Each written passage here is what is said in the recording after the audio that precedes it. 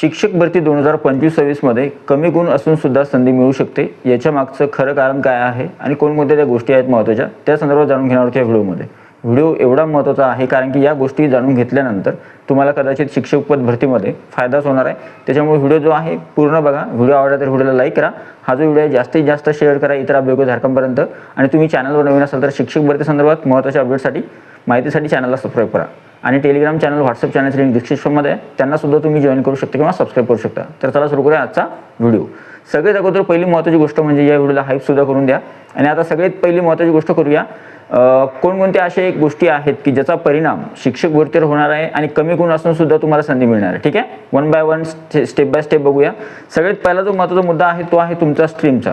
Actually stream जे आहेत arts, science आणि कॉमर्स यापैकी जर तुम्ही सायन्स स्ट्रीमचे असाल तर त्यावेळेस तुम्हाला चांगला स्कोप आहे शिक्षक भरती 2025-26 मध्ये सुद्धा.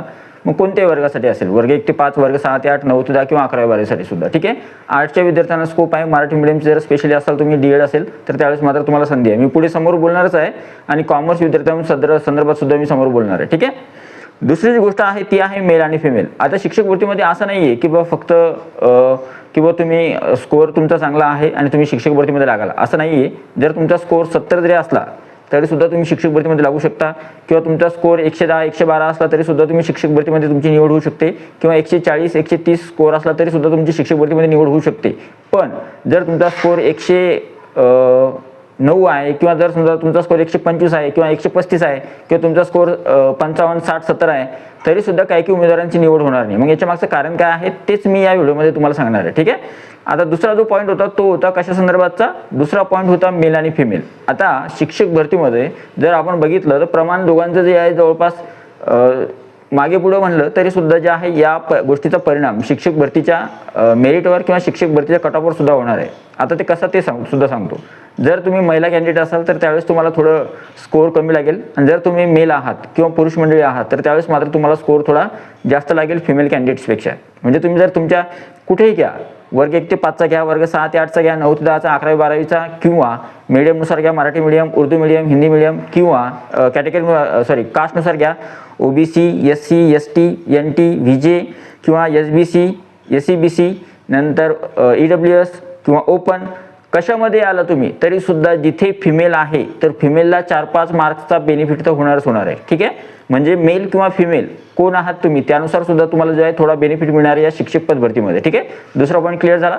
तिसरा जो महत्त्वाचा पॉईंट आहे तो आहे कॅटेगरी. आता कॅटेगरी कशी, काय काही कॅटेगरीच्या जागा ज्या आहेत कमी येतात, काय काही कॅटेगरीच्या जागा जास्त येतात, ओपनसाठी जागा जास्त असतात. पण मग आता इथे स्पर्धा नेमकी कोणत्या कास्टमध्ये किंवा कोणत्या कास्टचे उमेदवार असे आहेत की ज्यांच्यासाठी कमी स्कोअर लागणार आहे ते सांगतो. ठीक आहे, तर बघा 2-3 कास्ट अशा स्पेशल आहेत थोड्या की त्यांच्यामध्ये मेरिट थोडा कमी पाहायला मिळेल तुम्हाला as compared to other caste. म्हणजे उदाहरणार्थ समजा जर ओबीसीमध्ये असेल किंवा एससीमध्ये असेल, एससीमध्ये, ओबीसीमध्ये आणि ओपनमध्ये जर उमेदवार बघितले आपण, ठीक आहे, किंवा एससीबीसीमध्ये जर उमेदवार बघितले आपण तर उमेदवारांची संख्या ओबीसीमध्ये आणि ओपनमध्ये जास्त आहे. ठीक आहे, मग ओबीसी आणि ओपनचे जे उमेदवार आहे यांना थोडा स्कोअर चांगला लागेल. पण मग बाकीच्या काही कास्ट आहेत ज्यांना स्कोअर कमी लागू शकतो, त्या कोणत्या कोणत्या कास्ट आहेत ते सांगतो. ठीक आहे, मला 3-4 कास्ट प्रामुख्याने जाणवल्या, तर कोणत्या आहेत मी ॲनालिसिस केल्यानंतर. तर त्यातली पहिली जी कास्ट आहे ती आहे एसटी कास्ट. एसटी कास्टमध्ये जर तुम्ही असाल किंवा एसटी पेसा असाल स्पेशली तुमचं, तर त्यावेळेस मात्र तुम्हाला शिक्षक भरतीमध्ये चांगल्या पद्धतीनं स्कोप आहे. दुसरी जी आहे ती आहे ईडब्ल्यूएस. ईडब्ल्यूएस कास्ट जी आहे तर ईडब्ल्यूएस कास्टचा यावर्षी मेरिट सुद्धा जो आहे कमी लागणार आहे, त्याच्यामुळे ईडब्ल्यूएसमध्ये असाल तर तुम्हाला संधी असणार आहे. आणि तिसरी जी महत्त्वाची कास्ट आहे ती आहे NTC किंवा NTBमध्ये. ठीक आहे, जर तुम्ही असाल तर त्यावेळेस सुद्धा तुम्हाला संधी मिळू शकते. आणि सगळ्यात महत्त्वाचं म्हणजे SBC कास्ट जी आहे त्या उमेदवारांना सुद्धा जे आहे त्यांचा मेरिट सुद्धा कमी राहील बाकीच्या कास्टपेक्षा. आता इथे एक गोष्ट महत्त्वाची सांगायची की बाकीच्या कास्टचे उमेदवार जे आहेत तर त्यांच्यासाठी सुद्धा संधी असणार, पण ते मग ते जागेवर ठरणार. आणि ते तुमच्या पुढच्या गोष्टींवर मी जे व्हिडिओमध्ये सांगणार आहे, सब्जेक्ट, मीडियम, बाकीच्या ज्या गोष्टी आहेत त्या व्हिडिओमध्ये सांगणार आहे, त्याच्यावर तुमचं जे आहे मेरिट ठरणार आहे. ठीक आहे, चौथी जी गोष्ट आहे ती आहे आरक्षण. तुमचे मार्क्स किती कमी असले, म्हणजे उदाहरणार्थ एखाद्या उमेदवाराचे 70, 60, 50 किंवा 80-90 मार्क्स आहे, 80-90 मार्क असणार उमेदवार स्पेशली 80-90 मार्क्स आहे किंवा 100 मार्क्स आहे, पण जर तुम्ही समांतर आरक्षण घेतलेलं आहे, तुम्ही माजी सैनिक आहे, खेळाडू आहे, प्रकल्पग्रस्त आहे, भूकंपग्रस्त आहे, धरणग्रस्त आहे, किंवा मग अपंग आहे, किंवा मग महिला आहे, किंवा मग एखादं कोणतंही अनाथ आहे, तर त्यावेळेस मात्र माजी सैनिक, खेळाडू, अंशकालीन हे उमेदवार मिळतच नाहीत. तर हे उमेदवार ॲक्च्युअलमध्ये यांची संख्या कमी आहे. आणि हे उमेदवार जर शिक्षक भरतीमध्ये समष्ट असतील तर त्यांचा स्कोर थोडा कमी जरी असला तरी सुद्धा शिक्षक भरतीमध्ये काही ठिकाणी त्यांचा नंबर लागण्याची शक्यता जास्त आहे. मग त्याच्यामुळे जर तुम्ही आरक्षण घेतलेलं असेल तर त्यावेळेस तुम्हाला चांगला किंवा बेनिफिट होणार आहे त्या आरक्षणाचा या शिक्षक भरती 2025-26 मध्ये. आता तुम्ही कमेंट करून सांगू शकता मला की बॉय वरचे जे 3 पॉईंट्स होते किती नाही, वरचा हा जो पॉईंट आहे हा पॉईंट पकडून 4 पॉईंट झाले.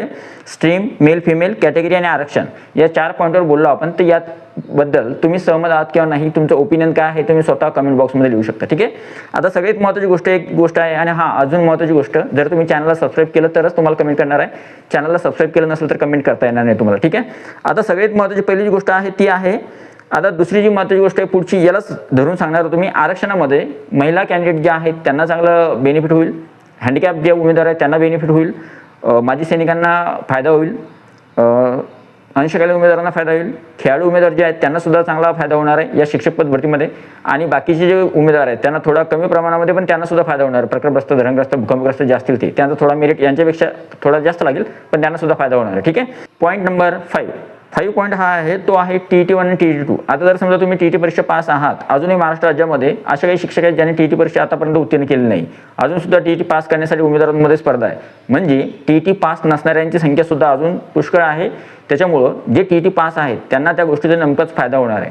TT पेपर 1 पास असेल तर वर्ग 1 ते 5 साठी, किंवा TT पेपर क्रमांक 2 सोशल सायन्स किंवा मॅथ आणि सायन्स असेल तर वर्ग 6 ते 8 साठी तुम्हाला त्याचा फायदा होणार आहे. ठीक आहे.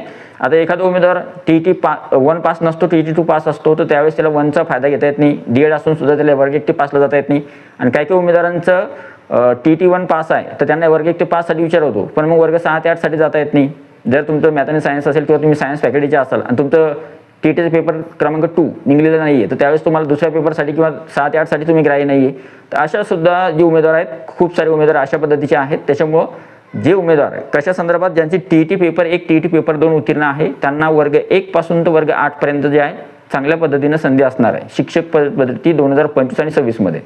आता पुढची गोष्ट करूया, ती आहे 7वा पॉईंट जो आहे तो खूप महत्त्वाचा आहे आणि या विद्यार्थ्यांना यावर्षी खरोखर आनंदाची बातमी आहे. ते आहे अध्यापक विद्यालयाच्या जागा आणि कला आणि क्रीडा शिक्षक. ॲक्च्युअलमध्ये यावर्षी माननीय शालेय शिक्षण मंत्री यांनी सुद्धा सांगितलं आहे विधान भवनामध्ये की यावर्षी कला आणि क्रीडा शिक्षकांच्या जागा आम्ही भरणार आहोत. त्यांच्या जागा यावर्षी पदभरतीमध्ये येणार आहे. त्याच्यामुळे या विद्यार्थ्यांसाठी ही खास भरती असणार आहे. आणि सगळ्यात महत्त्वाचं म्हणजे अध्यापक विद्यालयाच्या जागा ज्या आहेत तुमच्यासाठी सुद्धा जागा येणार आहे. त्याच्यामुळे त्या उमेदवारांसाठी सुद्धा आनंदाची बातमी आहे. आणि हे जे उमेदवार आहेत हे उमेदवार जास्त असतील का? नाही. या उमेदवारांची संख्या जी आहे खूप जास्त नसणार आहे. अध्यापक विद्यालयासाठी अप्लाय करणारे उमेदवार किंवा मग कला क्रीडा शिक्षकांसाठी जे उमेदवार आहेत त्यांची संख्या जी आहे एवढी नाही आहे. त्याच्यामुळे कॉम्पिटिशन थोडी कमी असणार, जास्त कॉम्पिटिशन नसणार त्यांच्यामध्ये. पुढची गोष्ट आहे ती आहे डॉक्युमेंट संदर्भात. आता तुम्ही म्हणाल की मधातच डॉक्युमेंटचा विषय कशामुळे आला? मी काय सांगतोय तुम्हाला की कमी गुण असणाऱ्या विद्यार्थ्यांना सुद्धा संधी मिळू शकते. तर इथं मला हा पॉईंट याच्यासाठी हायलाईट करायचा आहे कारण की तुम्ही टेट परीक्षेचा फॉर्म भरलाय, तुमचे डॉक्युमेंट्स, तुमची इन्फॉर्मेशन, तुमचं पूर्ण पर्सनल डाटा, पूर्ण डॉक्युमेंट पूर्ण पर्सनल इन्फॉर्मेशन किंवा एज्युकेशन क्वालिफिकेशन किंवा प्रोफेशनल क्वालिफिकेशन, कॅटेगरी, सगळ्या काही गोष्टी ज्या आहेत ॲक्च्युअलमध्ये महाराष्ट्र राज्य परीक्षा परिषद यांच्याकडे आहे. आता हा जो डेटा आहे या डेटामध्ये कोणत्याच गोष्टीमध्ये मिस्टेक नसावी. म्हणजे तुमच्या एखाद्या डॉक्युमेंट्समध्ये काही ना काही मिस्टेक असेल किंवा मेजर मिस्टेक असेल तर त्यावेळेस तुम्हाला शिक्षक पद भरतीच्या बाहेर जावं लागू शकतं. त्याच्यामुळे जे आहे तुम्ही डॉक्युमेंट्सकडे खूप जास्त लक्ष देणं खूप आवश्यक आहे. जर डॉक्युमेंट नसतील तर काढून घ्या, डॉक्युमेंट हरवले असतील तर मिळवा आणि डॉक्युमेंटची व्यवस्थित फाईल बनवून ठेवा जेणेकरून तुम्हाला डॉक्युमेंट व्हेरिफिकेशनसाठी ज्यावेळेस जावं लागेल तर त्यावेळेस तुम्हाला कोणत्याही प्रकारची अडचण येणार नाही. व्हिडिओ आवडतोय का ते कमेंट बॉक्समध्ये नक्की सांगत चला. ठीक आहे. आता आहे पुढची महत्त्वाची गोष्ट ती आहे मीडियम. आता हा पॉईंट खूप महत्त्वाचा आहे. मीडियमनुसार सुद्धा काही उमेदवारांना कमी स्कोर असेल तर फायदा होऊ शकतो. आता काही उमेदवारांचा स्कोर कमी असेल पण मात्र उदाहरणार्थ त्यांचं मीडियम जर समजा मराठी नाही, उर्दू मीडियम आहे किंवा इंग्लिश मीडियम आहे किंवा हिंदी मीडियम आहे तर अशा विद्यार्थ्यांना स्पेशली जे आहे त्यांचा स्कोर थोडा कमी असला तरी सुद्धा त्यांचा शिक्षक भरतीमध्ये नंबर लागतो. उदाहरणार्थ मराठी मीडियम बघा, आता मराठी मीडियममध्ये उमेदवार जास्त आहे पण मग मराठी मीडियमच्या जागा सुद्धा जास्त आहेत. असं नाही की मराठी मीडियममध्ये जागा नाही आहेत. मराठी मीडियमच्या खूप साऱ्या जागा येतात. खूप साऱ्या शाळा मराठी मीडियमच्या आहेत, जिल्हा परिषदेच्या, महानगरपालिकेच्या, नगरपालिकेच्या. त्याच्यामुळे त्यांना सुद्धा जास्त संधी असणार आहे पण त्यांच्यामध्ये स्पर्धा असणार आहे. ठीक आहे. आणि दुसरी महत्त्वाची गोष्ट जी आहे ती, आणि तुम्हाला त्याच्यामधून स्पेशल जर बाहेर किंवा तुमचं जे ठसा उमटा असेल वेगळा तर त्यासाठी तुमचं काही ना काही स्पेशल असलं पाहिजे. DED असलं पाहिजे किंवा मॅथ आणि सायन्स असलं पाहिजे किंवा मग तुमची कास्ट अशी असली पाहिजे की जेणेकरून तुम्ही एका पर्टिक्युलर कास्टमध्ये येतात तिथं जागा जास्त येतात. ठीक आहे. मराठी मीडियमसाठी असून सुद्धा. ओके. आता बोलूया आपण उर्दू मीडियम विषयी. उर्दू मीडियमच्या जागा ज्या आहेत मोजके येतात, उमेदवार सुद्धा जास्त नाही आहे, उमेदवारांची संख्या सुद्धा एवढी नाही आहे. त्याच्यामुळे उमेदवारांची स्पर्धा किंवा उमेदवारांमध्ये मेरिट जो आहे कमी राहील. इंग्लिश मिडियमचे जे विद्यार्थी आहेत मागच्या वर्षी चांगल्या जागा आल्या होत्या आणि यावर्षी आय थिंक इंग्लिश मिडियमच्या जागासुद्धा ज्या आहेत चांगल्या येतील आणि इंग्लिश मिडियमचं मेरिटसुद्धा तुम्हाला जे आहे मराठी मिडियमपेक्षा थोडा कमी दिसेल.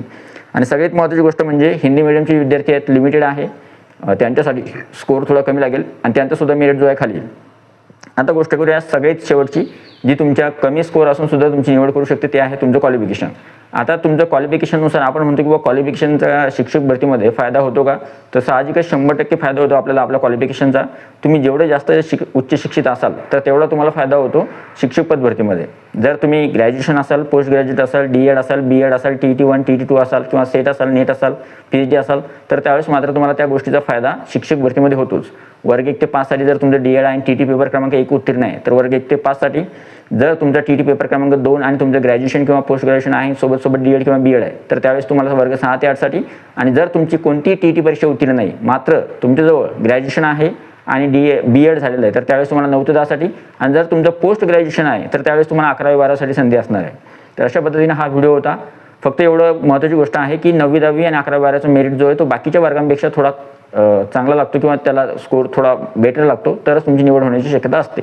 तर अशा सगळ्या गोष्टी होत्या. या सगळ्या गोष्टींसंदर्भात हा व्हिडिओ होता. त्याच्यामुळे मी सांगितलं की कमी स्कोर असून सुद्धा जे आहे काही उमेदवारांना शिक्षक भरतीमध्ये संधी मिळू शकते 2025 मध्ये. व्हिडिओ कसा वाटला, व्हिडिओ आवडला तर व्हिडिओला लाईक करा. तुम्ही चॅनलवर नवीन असेल तर चॅनलला सबस्क्राईब करा. हा जो व्हिडिओ जास्तीत जास्त शेअर करा आणि व्हिडिओला हाईप करायला विसरू नका. तुम्ही चॅनलवर नवीन असेल तर चॅनलला सबस्क्राईब करा. साईट्स नोटिफिकेशन मिळेल तर ऑलवर सेट करा. शिक्षक भरती संदर्भात महत्त्वाच्या माहितीसाठी आणि सगळ्यात महत्त्वाचं म्हणजे वेगवेगळ्या अपडेटसाठी चॅनलला सबस्क्राईब नक्की करा आणि हा व्हिडिओ जास्तीत जास्त शेअर करायला विसरू नका. तुमचं काही प्रश्न असतील किंवा डाऊट्स असतील तर कमेंट बॉक्समध्ये नक्की विचारा. टेलिग्राम व्हॉट्सअप चॅनलची लिंक डिस्क्रिप्शनमध्ये आहे, त्यांना सुद्धा तुम्ही जॉईन करू शकता. वन सेकंड व्हिडिओ बघितल्याबद्दल thank you so much. Take care. Bye bye.